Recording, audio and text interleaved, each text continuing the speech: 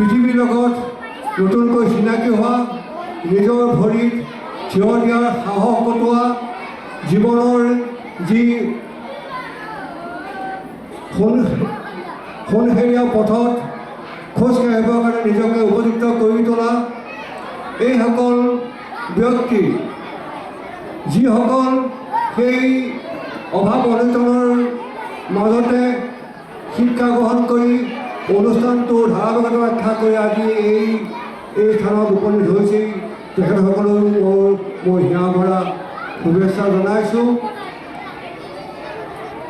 আজি এই কৃষ্টি সভাত যি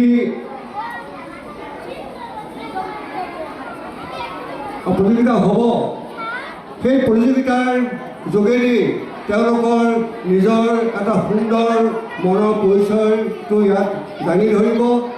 এইখিনি কাৰণে মই ইয়াত শিক্ষকতা কৰি থকা সময়ত এই বিষয়ে যথেষ্ট গুৰুত্ব দিছিলোঁ, যাৰ কাৰণে মই সুদূৰ দিল্লীলৈ গৈও এমাহ থাকি তাত কিছু শিক্ষা গ্ৰহণ কৰি আমাৰ ছাত্ৰ ছাত্ৰীসকলক ভাৰতৰ বিভিন্ন ৰাজ্যৰ আঞ্চলিক গীতসমূহৰ লগত পৰিচয় কৰি দিবলৈ প্ৰয়াস কৰিছিলোঁ। সেই আঞ্চলিক ভাষা